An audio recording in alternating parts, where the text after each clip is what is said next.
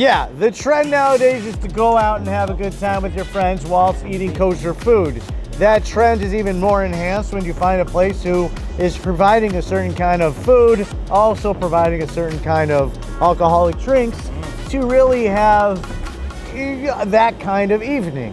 We're here at Grüit. It's a fantastical kind of spot. There's imagination abounds. There's a lot of familiar territory kind of playing with each other. We got a little bit of Asian inflection, izakaya action from the chef Keith, who was at Boro Boro. Yep. The only kosher izakaya in the States at the time. There's influence from Isaac Bernstein, who by now as the prodigal son has for sure earned himself some Gadol Hador status. This is Grüit, the Crown Heights.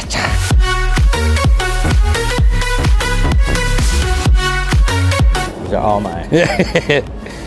I'm throwing you the softball. Throwing you the softball. Yes. Judd, we're at an incredible place in the evolution of kosher. This is the now. This is the great. This is the Grüit. Charcuterie. This is a representation of old school. It's a representation of fine dining. It's a representation of Heimish. I give you a Grieven. What's a Grieven? I don't know. What's a Grieven? Chicken skin cracklins. Got some tongue. Who knows tongue? I know tongue. You know tongue. Tongue is a tongue. Tongue in the mustard. Tongue in the mustard.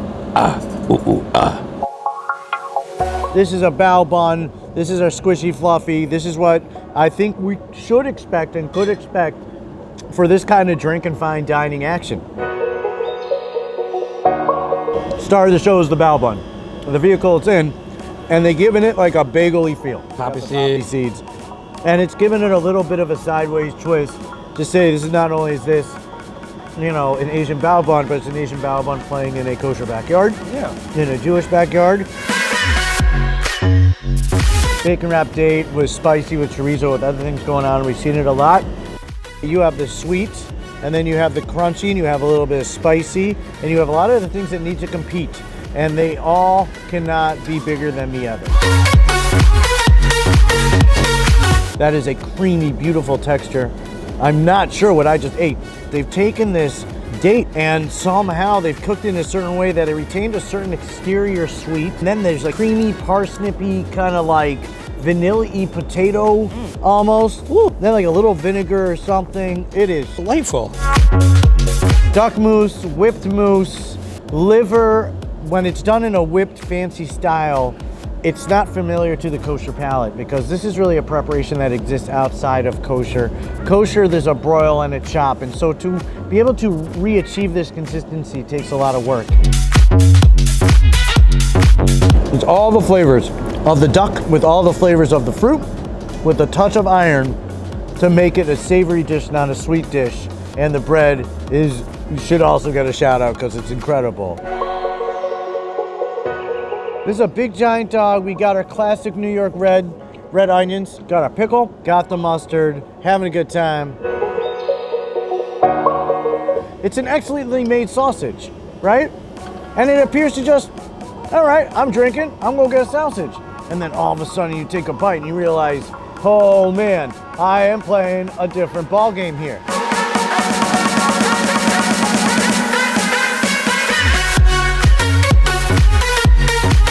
I just ate a lot of lettuce on camera. Weirdo. Duck pastrami. So we have pastrami, which is pastrami Reuben. And then the Reuben is really an American version of, well, we took the high mish and we got rid of the, you know, the mish and we just said high.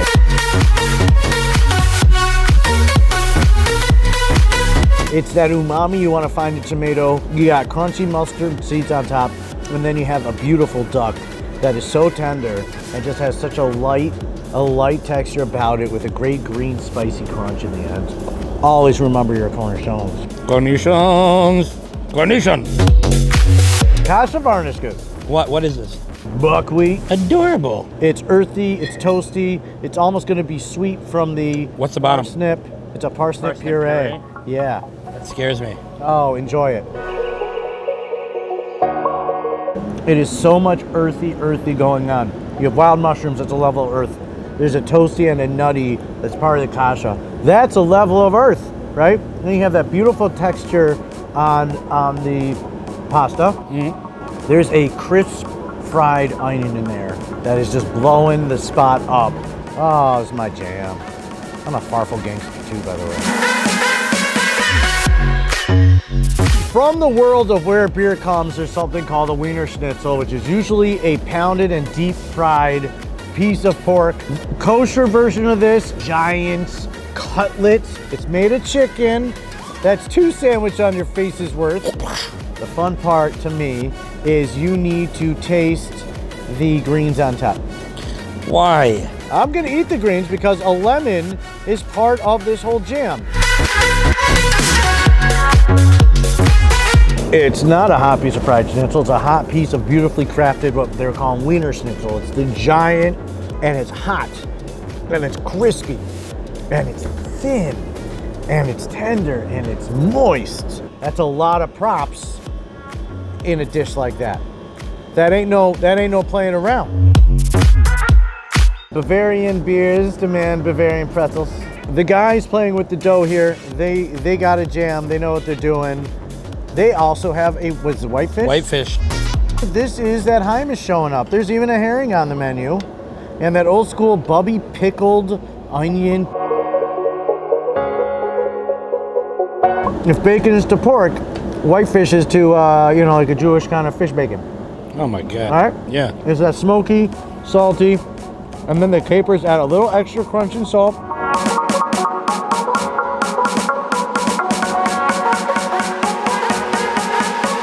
John, it's been a real fun night out. I oftentimes do not intend to go to 19 places and eat 36 courses. But when I do, baby, I'm glad I do it with you. This is Grüit. This is a really good time. This is... Crown Heights, Brooklyn. In Brooklyn.